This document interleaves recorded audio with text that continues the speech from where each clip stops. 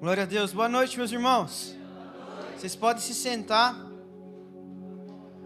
Vocês estão bem? Que bênção, eu estou bem também.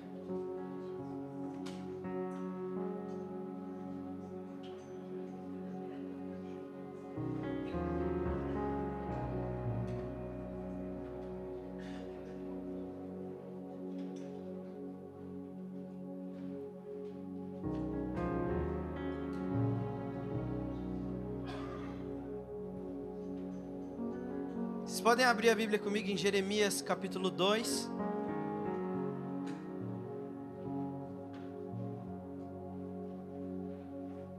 Jeremias capítulo 2.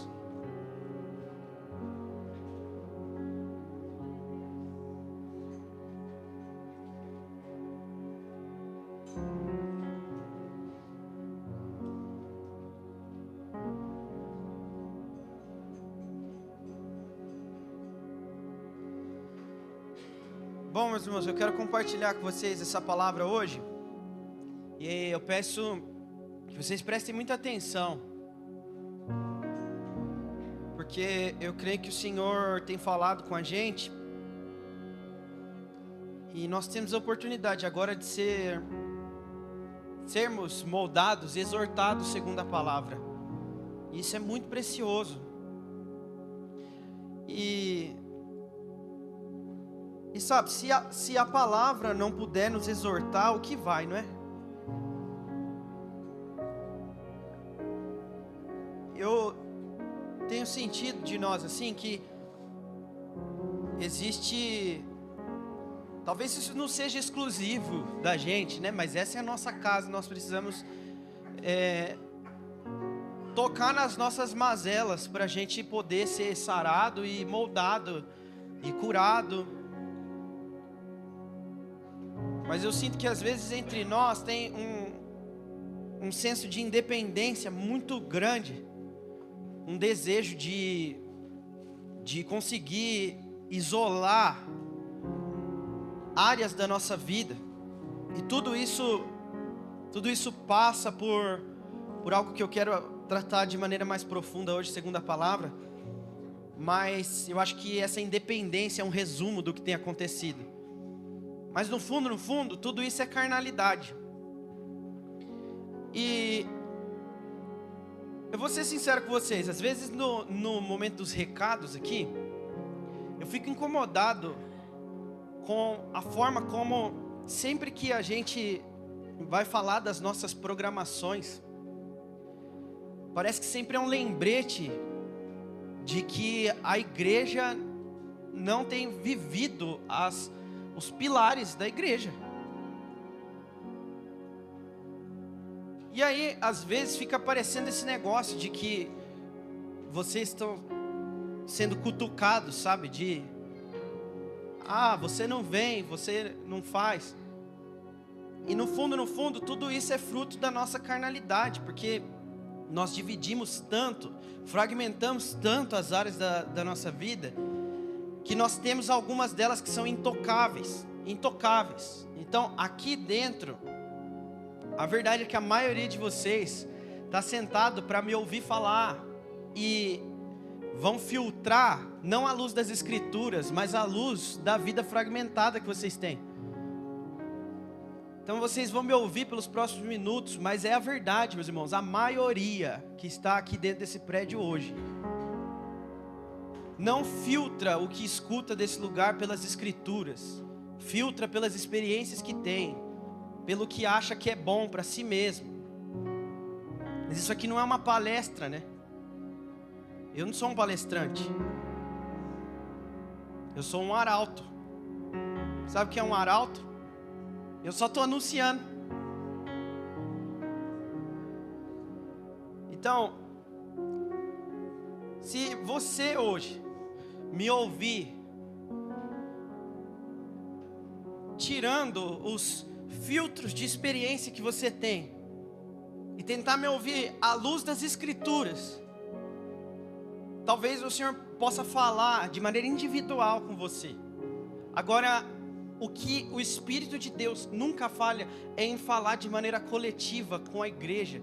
Nunca na história o Espírito Santo deixou a igreja sem ser guiada pela verdade. Porque isso é uma promessa que o próprio Deus encarnado disse: o Espírito da verdade vai guiar vocês a toda a verdade. Mas de maneira individual, você tem muita chance de bloquear muitas das coisas que você vai ouvir hoje, não porque você vai encontrar alguma coisa que as escrituras não concordam, mas porque os seus princípios baseados nas suas próprias experiências e nas áreas que você tem, que são intocáveis, podem atrapalhar isso. Vocês me entendem, irmãos? Então eu quero ler esse texto com vocês, do profeta Jeremias, capítulo 2, para a gente usar bem nosso tempo. A gente vai ler a partir do verso 5, e eu quero que vocês me acompanhem até o verso 13, tá bom? Tá bom? Então vamos lá, verso 5. Assim diz o Senhor. Então, abre aspas, Deus vai falar com o povo agora. Que falta os seus antepassados encontraram em mim, para que me deixassem e se afastassem de mim?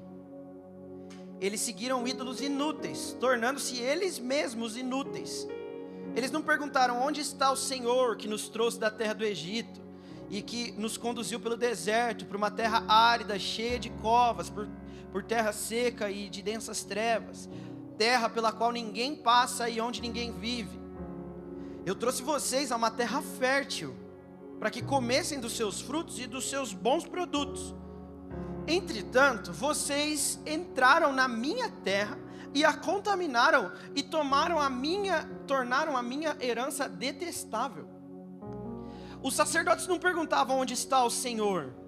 Os que tratavam da lei não me conheciam. Os líderes do povo se rebelaram contra mim. Os profetas profetizavam em nome de Baal, seguindo deuses inúteis.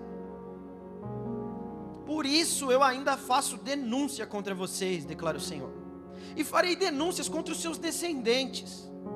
Atravessem o mar até o litoral de Chipre e vejam. Mandem mensageiros a Quedar e reparem de perto. Vejam se alguma vez aconteceu algo assim. Alguma nação já trocou seus deuses, apesar de eles nem sequer serem deuses.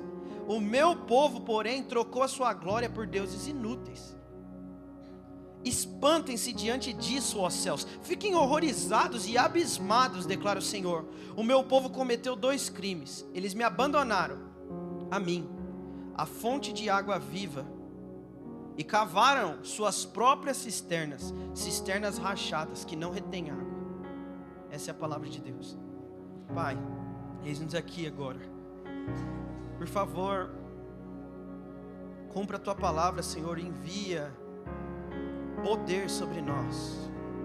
Que o teu Espírito Santo agora venha nos tocar e iluminar o nosso coração, abrir os olhos do nosso entendimento, Senhor.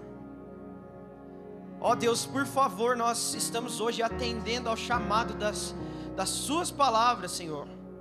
É o Senhor que nos chama e nós estamos aqui, por isso nós clamamos: vem nesse lugar agora, Senhor.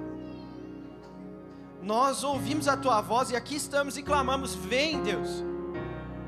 Vem, Senhor, com o teu Santo Espírito, Espírito de sabedoria e de revelação. Abra os nossos olhos hoje, para que essa igreja seja moldada segundo as suas santas palavras, Deus. Que seja gerado em nós frutos que permaneçam. Esse é o nosso desejo, em nome de Jesus. Amém. Amém, meus irmãos. O texto que vocês acabaram de ler comigo é um texto profético, como vocês podem ver, e as profecias no Antigo Testamento, elas geralmente, elas aparecem com raras exceções, elas aparecem de 3 formas geralmente. É um chamado ao arrependimento, é um anúncio de juízo, ou então um anúncio de salvação. Geralmente os profetas aparecem dessa forma. O que nós vemos aqui é uma denúncia e um chamado ao arrependimento. E o profeta Jeremias está fazendo isso para o povo de Israel. Esse texto não foi escrito para você. Ele foi escrito relatando uma profecia ao povo de Israel. Mas o que eu quero ver com vocês hoje é porque o que acontece com o povo de Israel é algo que, de certa forma, mostra um diagnóstico nosso. Porque o Senhor tem denúncias contra o seu povo. O Senhor não está fazendo denúncias contra as outras nações. Para falar a verdade, o Senhor até usa as outras nações como exemplo para Israel, o povo dele. O que é uma coisa assim que provavelmente deixou os israelitas de cabelo em pé. Como pode? É por isso que Jeremias não era um profeta bem aceito. Porque não parecia que era Deus falando. Como é que Deus vai falar das outras nações como exemplo para nós, nações idólatras?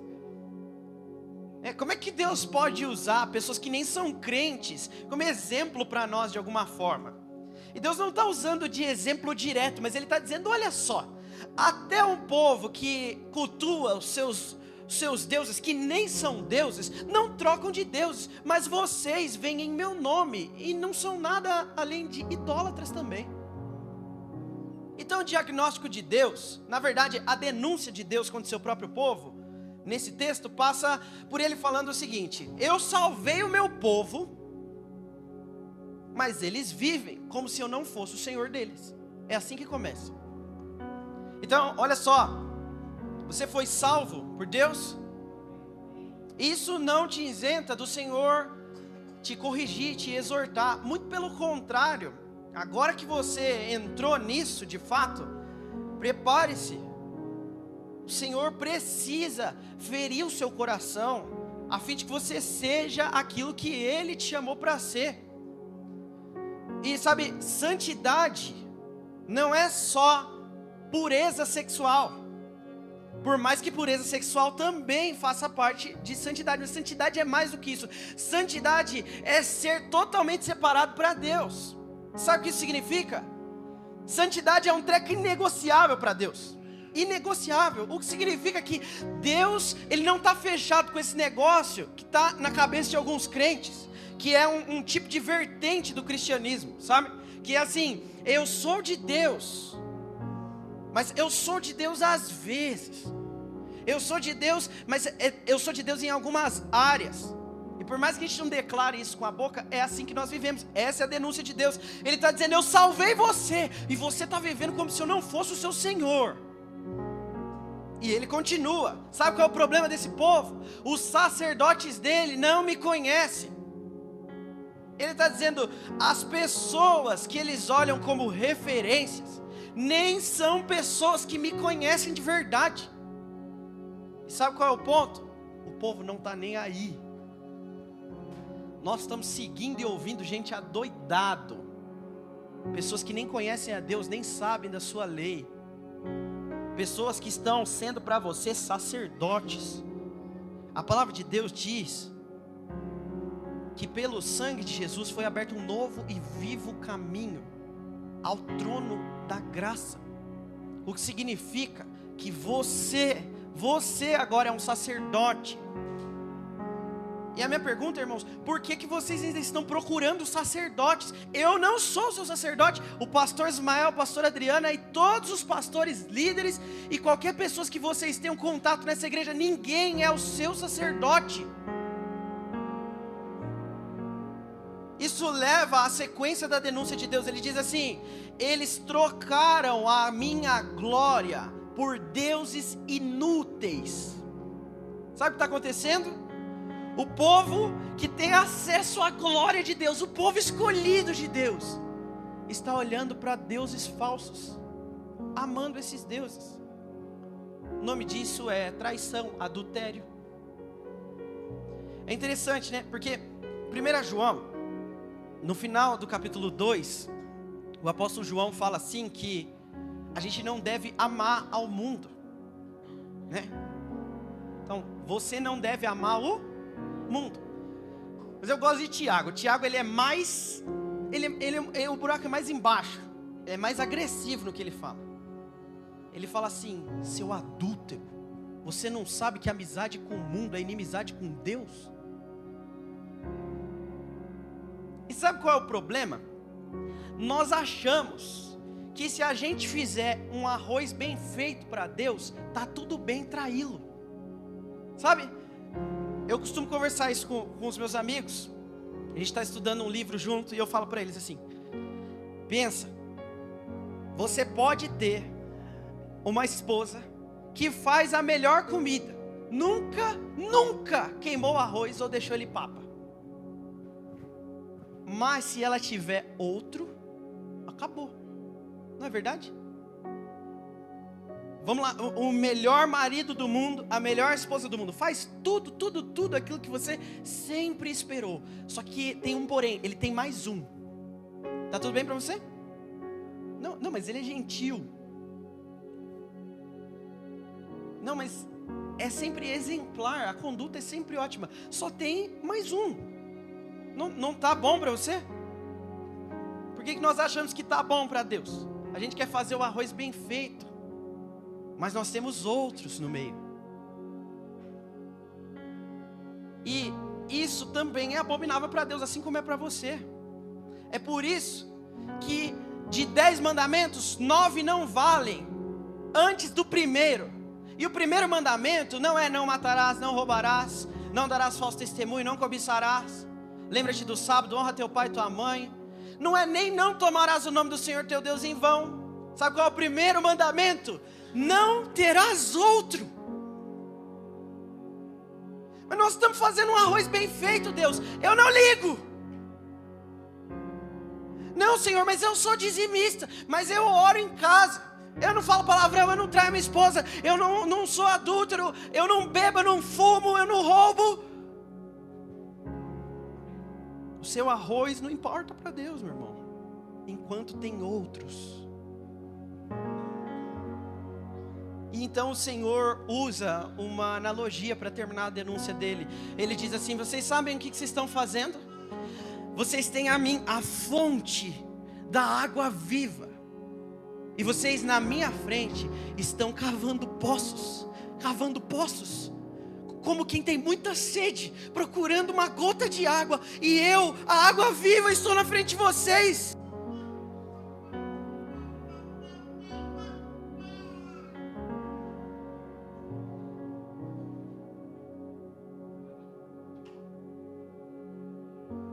Imagina que você está morrendo de fome.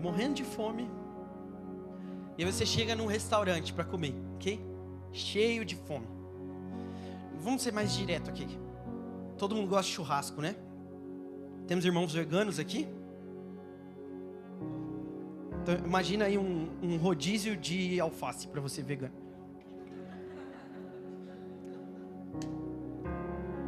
Vamos lá. Você está lá na churrascaria, você acabou de chegar assim, com aquela fome que você não quis nem tomar café nem nada. Você só quer ver descer a carne. E aí o garçom chega. E aí você fala, ó, é um rodízio, tá bom? Ele fala, não, então, só um minuto assim, eu queria contar para você como é que eu cheguei aqui. E aí o garçom começa. Então a verdade é que eu vim muito de longe. E ele começa a contar uma história interminável para você. E ele conta, e já se passaram 10 minutos de você com a barriga roncando, com fome. E o garçom, não, mas espera que tá chegando a melhor parte. Você morrendo de fome, 15 minutos, 20 minutos. E aí chega uma hora, a maioria nem chegaria a 20 minutos, né? Chega uma hora que você já está tão irado com aquilo, que você fala, meu, por favor, eu só quero comer. E é interessante porque, às vezes eu sinto, irmãos, que essa situação representa exatamente o modo como nós lidamos no relacionamento com Deus. Nós estamos famintos pelas coisas que esse mundo podem dar. E parece que Deus é só um garçom inconveniente que não para de falar.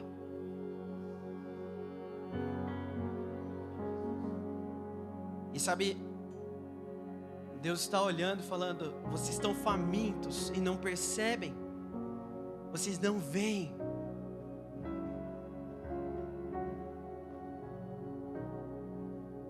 Porque, meus irmãos, o nosso relacionamento com Deus tem parecido mais uma burocracia religiosa, uma coisinha chata que eu tenho que lidar, sabe?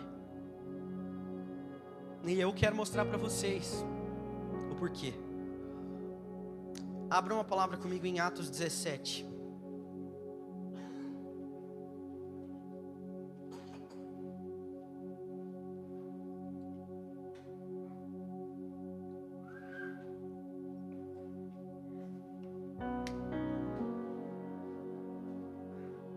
Atos 17.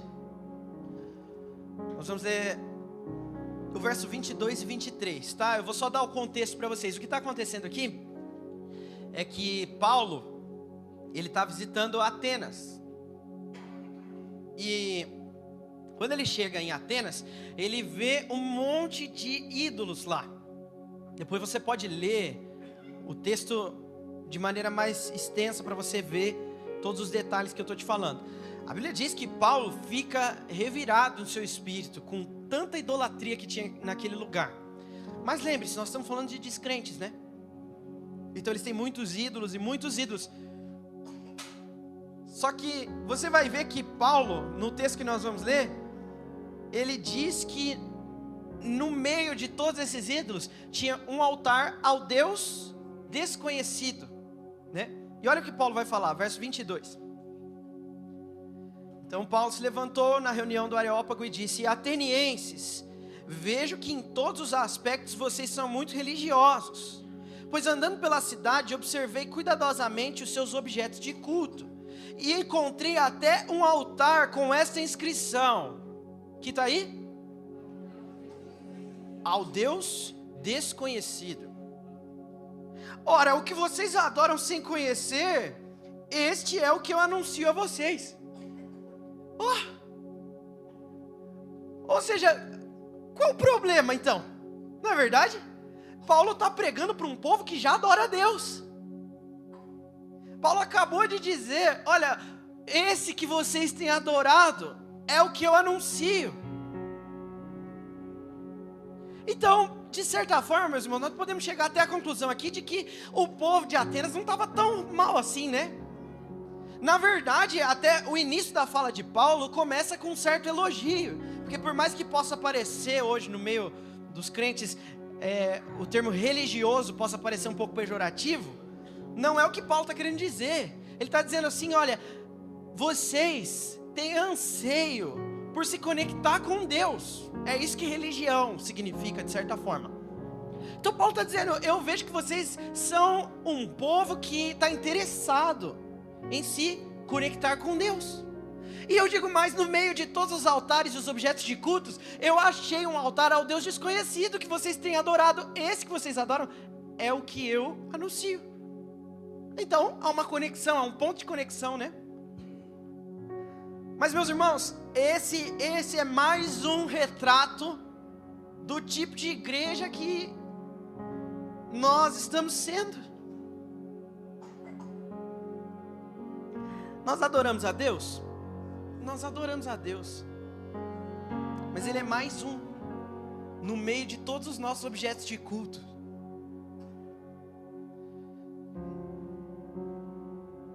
Eu poderia chegar para vocês e falar assim: irmãos, olha, vocês estão de parabéns. Quanta gente aqui no prédio hoje, eu vejo que vocês têm sede e vontade de se conectar com Deus. Eu vejo o quanto vocês têm buscado isso, irmãos. Que bênção. E olha só, eu até reparei que essas canções que vocês têm cantado é o Deus que eu estou pregando. Mas Paulo encontra um grande problema no que está acontecendo. Esse altar ao Deus desconhecido também é idolatria. Ora, Vitor, como é que pode ser idolatria se ele acabou de falar que está adorando a Deus? Como é que adorar a Deus pode se tornar idolatria?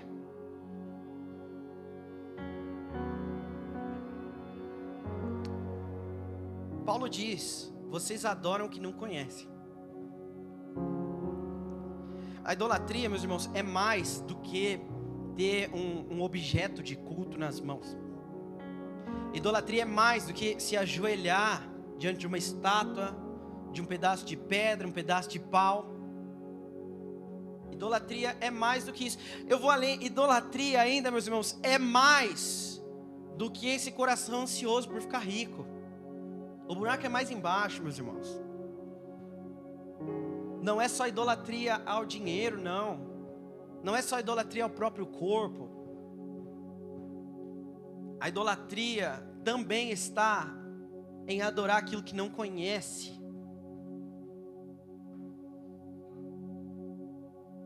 Note que Paulo está falando com descrentes. Mas a minha pergunta é, meus irmãos, por que nós temos um altar ao Deus desconhecido? Hein?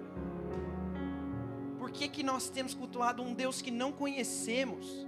Estamos, como Paulo vai dizer, se você ler esse texto de maneira mais extensa, tateando no escuro, e achamos que isso é suficiente.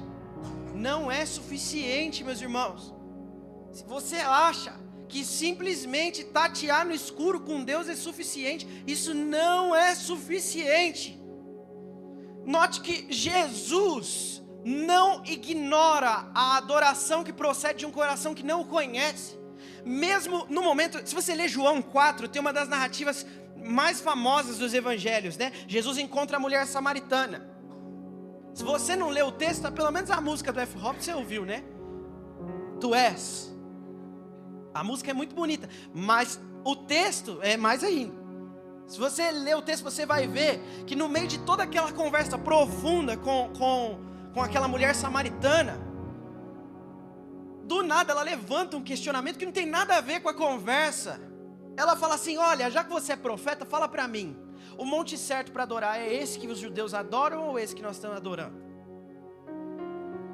E é interessante porque, gente, esse é o tema daquela conversa. Isso não tem nada a ver com a conversa.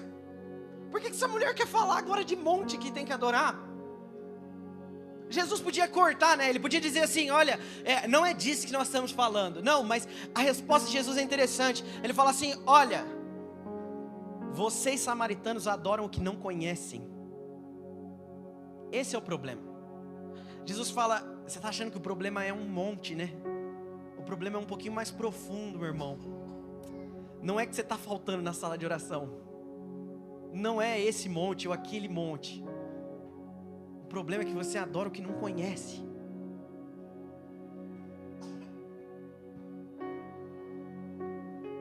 A idolatria, meus irmãos, além da infidelidade a Deus, a quebra ao primeiro mandamento, que é ter outro. Porque se você adora um Deus que não conhece, está adorando alguma outra coisa que não é o Deus revelado nas Escrituras.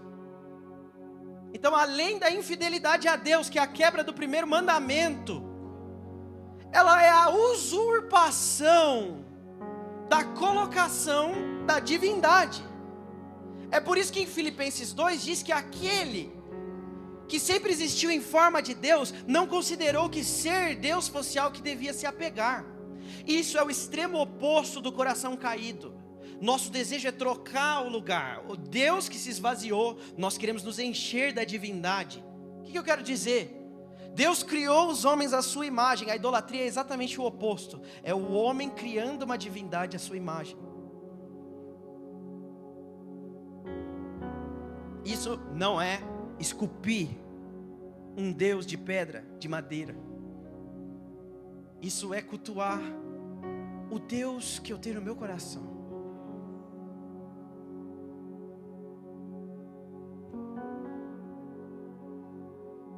Dá para a gente fazer um top 3 orações que afagam o coração caído. Senhor, o Senhor conhece meu coração. É verdade? É verdade, o Senhor conhece o seu coração. O grande problema é que isso é uma oração bem temerosa. Ela não devia ser uma oração esperançosa, ela devia ser uma oração temerosa. Senhor, você conhece meu coração. Você sabe, Senhor, das coisas que ninguém mais sabe que tem aqui dentro.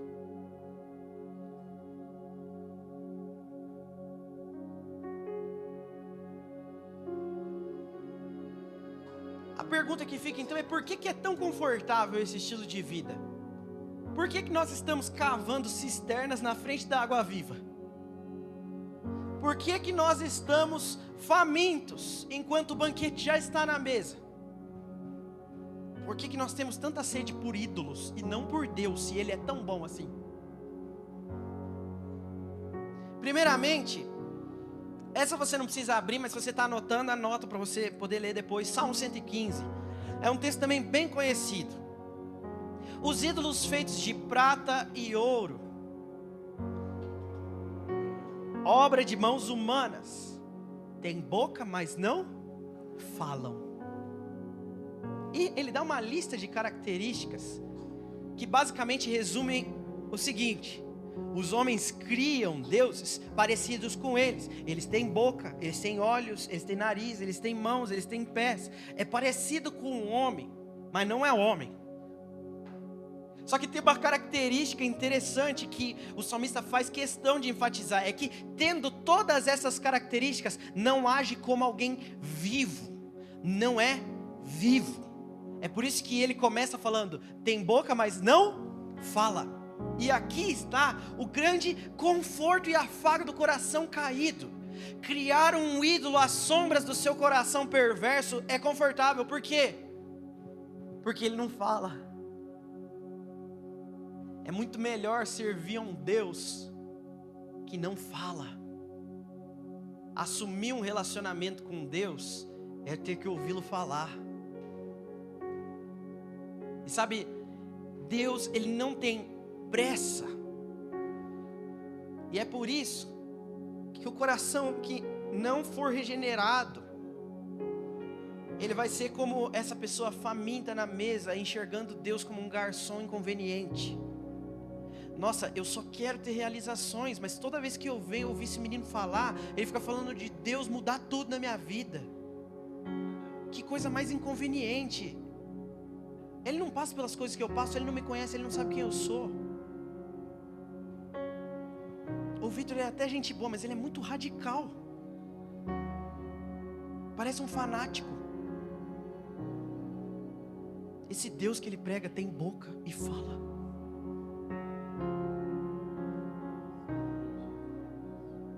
A idolatria é confortável porque nos dá o que nós tanto sonhamos. Um Deus que responde aos nossos anseios carnais e fica quieto. Não ter o que falar sobre a minha vida. A esse Deus eu coloco onde eu quiser. Encaixo no meu tempo, nos meus recursos, de acordo com o que eu quero. É por isso que idolatria vende, e vende bem, meus irmãos.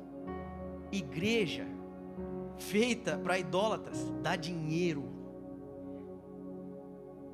rende grana, porque as pessoas pagam caro para calar Deus.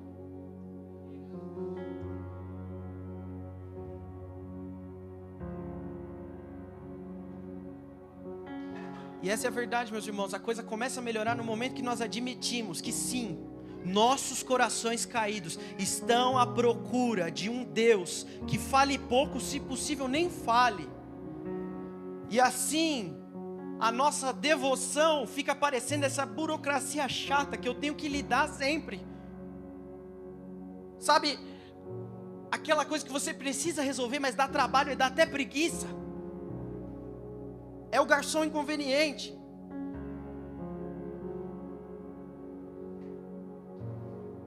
Mas, meus irmãos, ter relacionamento com Deus é ser inserido em um relacionamento de revelação. Deus quer revelar-se desde o início. O que marca o povo de Deus não é a libertação de Deus, é o estar com Deus. Portanto, você que acha que é povo de Deus, porque estava lá fora, vivendo uma vida imoral, e agora está aqui dentro, você não necessariamente é povo de Deus. Porque o texto que nós começamos lendo, Jeremias, começa com Deus fazendo questionamentos. Ele está falando, procura aí na sua história e me fala o dia que eu fui desleal e infiel com alguém. Fala para mim dos seus antepassados, que dia foi que eu falhei com as coisas que eu disse? Deus, ele faz um desafio, ele fala, olhem para mim, será que sou eu que tenho sido infiel à aliança? Por que Deus está falando disso? Ele está trazendo à nossa memória episódios lá de trás. Ele lembra de quando ele tirou o povo de Israel do Egito. E então no deserto, nós temos um povo marcado por libertação. Mas libertação é o que marca o povo de Deus? Não. O povo que foi liberto estava mesmo com saudade das cebolas do Egito. Desejos carnais. Um povo marcado por sair de um lugar e ir para outro. Então você pode ser marcado por você era descrente e agora é crente. Você estava lá fora, agora você está aqui dentro. E aí você diz, eu sou povo de Deus. Será, meus irmãos? Porque quando você tem Moisés no alto de uma montanha e uma proposta irrecusável na mesa, hein? Deus está falando assim, Moisés, faz o seguinte, leva esse povo para a terra que eu falei. Vai vocês. Eu não vou mais acompanhar vocês. Uma proposta irrecusável. Quem topa aqui? Não ir para o inferno, mas não tem a presença de Deus.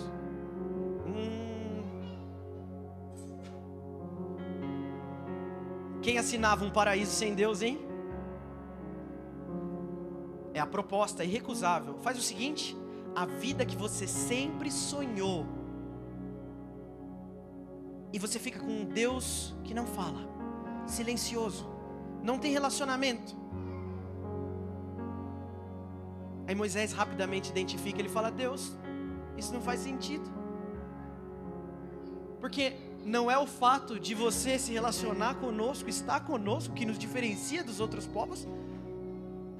O que marca o povo de Deus, não é que você estava lá fora e agora está aqui dentro. O que marca o povo de Deus é relacionamento. O que marca o povo de Deus não é libertação. Não importa se você era um encapetado e agora você não tem mais demônios em você. Não importa se você era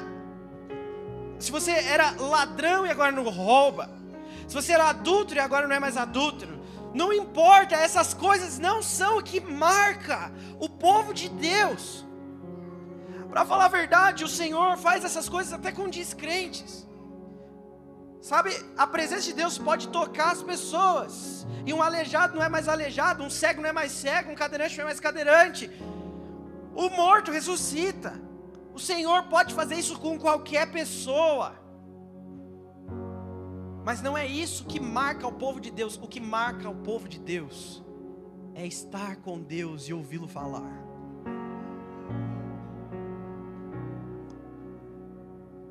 Então, por que o povo de Israel era o povo de Deus? Ah, Vitor, porque ele tirou eles do Egito. Não é verdade. Israel era o povo de Deus porque era o povo que ouvia Deus. Paulo vai identificar a mesma coisa em Romanos 3. Quando ele está falando dos judeus, ele fala, ora, que vantagem havia de ser um judeu, hein? Ele diz, para começar, porque para eles foram revelados os oráculos de Deus. O que isso quer dizer? Palavra de Deus. Deus falava com eles. Era isso que fazia eles o povo de Deus. Por isso, meus irmãos, que o grande problema em adorar o Deus desconhecido é que até os atenienses adoravam. Até os descrentes adoram o que não conhecem. Isso não deixa de ser idolatria.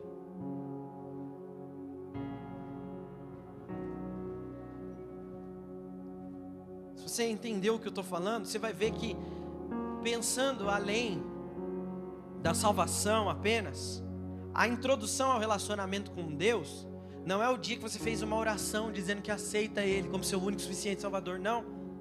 A introdução ao relacionamento com Deus é, na verdade, Deus, rico em misericórdia, fazendo cair dos seus olhos as escamas, a fim de que a sua visão distorcida de quem Ele é, passe a ser agora uma verdadeira revelação de Deus. É conhecê-lo, é saber quem Ele é. É por isso que os apóstolos, eles não oravam para Deus fazer a igreja rica. Eles não oravam nem para Deus fazer a igreja feliz. Eles oravam para que Deus desse sabedoria e revelação. Eles oravam para que o conhecimento aumentasse, para que o relacionamento aprofundasse. Essa é a marca da igreja.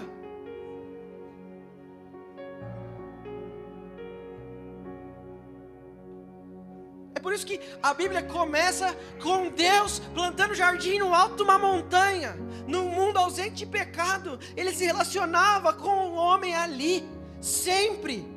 Aquele lugar, eu não sei se você criou isso na sua cabeça, aquele lugar não era uma sala que tinha um super jardim e Deus abria a porta e entrava às vezes. Aquele lugar era literalmente o lugar da habitação de Deus. É ali que a história da humanidade começa.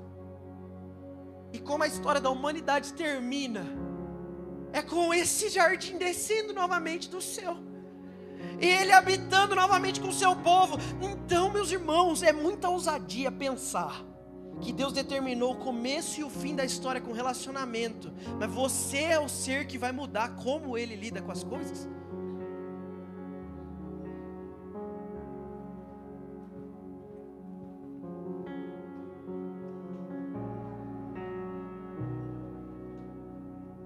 Então, por quê? Por que relacionamento com Deus é uma burocracia religiosa? Por que é um tédio para você, meu irmão, ter relacionamento com Deus? Porque a visão distorcida de quem Ele é o que nos leva a esse tédio. É chato, é entediante, é cansativo, é mais uma programação. Então nós temos pessoas cansadas com justiça daquilo que vivem. Porque, sabe, viver, ainda mais num país onde as coisas são muito difíceis, cansa mesmo, irmão. Cansa, é normal a gente estar cansado. O problema é Deus não ser o refúgio e o descanso. Deus é mais uma atividade das cansativas que eu tenho que lidar. É mais um tédio. Nós não temos prazer nele, porque não o conhecemos. Adoramos ao Deus desconhecido.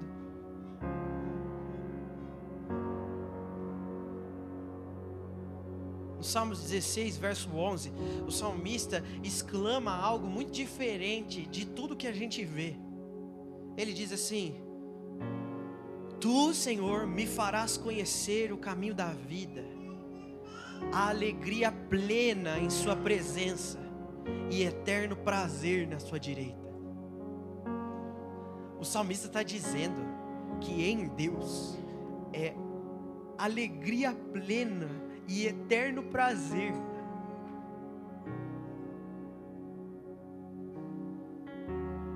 O Catecismo de Westminster define que o fim para o qual o homem foi criado é conhecê-lo e ter prazer nele.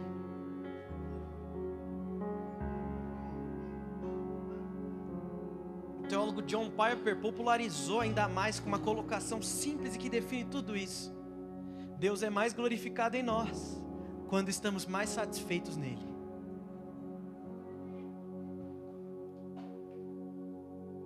Eu sei que depois de ouvir tudo que eu estou falando, pode soar para alguns que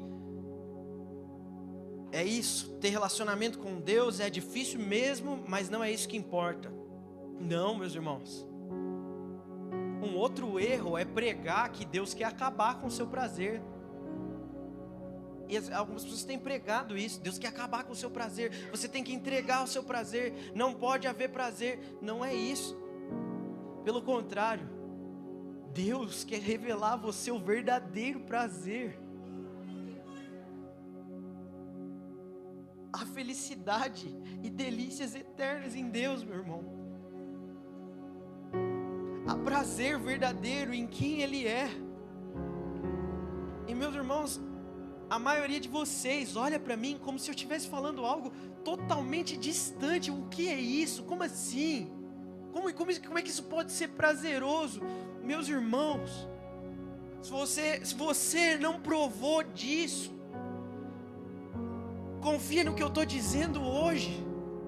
Porque se você de fato for tocado pelo Senhor, se você deixar o Espírito Santo te guiar aos prazeres que há em Deus, se você deixar que as Escrituras te revelem o verdadeiro Deus, se você deixar que o Senhor tire as escamas dos seus olhos, a fim de que você não adore mais ao Deus desconhecido, mas ao Deus que se revela a você, aí está o verdadeiro prazer.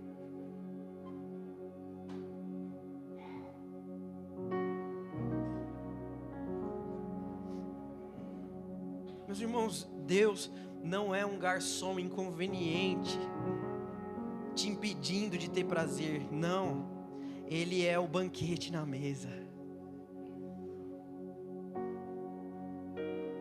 Ele quer ser o alvo da nossa satisfação e prazer. Deus quer se revelar a nós, irmãos. Ele nos quer por inteiro. O Senhor não admite. Não há esse relacionamento que nós temos projetado e de que nós fomos libertos por Deus, mas vivemos cultuando muitos outros ídolos. Não, isso não existe, meus irmãos. Não adianta um arroz bem feito, sabe? Não adianta, enquanto nós temos outros diante dele. Portanto, irmãos, eu encorajo vocês hoje, se tiverem coragem, meus irmãos, diga ao Senhor, diga com sinceridade: Senhor, se revela a mim. Abra os meus olhos. Mostra-me, Senhor, que o Senhor é o único Deus. Mostra-me, Senhor, que o Senhor é aquele que me escolheu antes de todas as coisas, para viver na sua presença. Diga a Ele: Senhor, me deixa provar dos prazeres eternos que há em Ti. Me revela.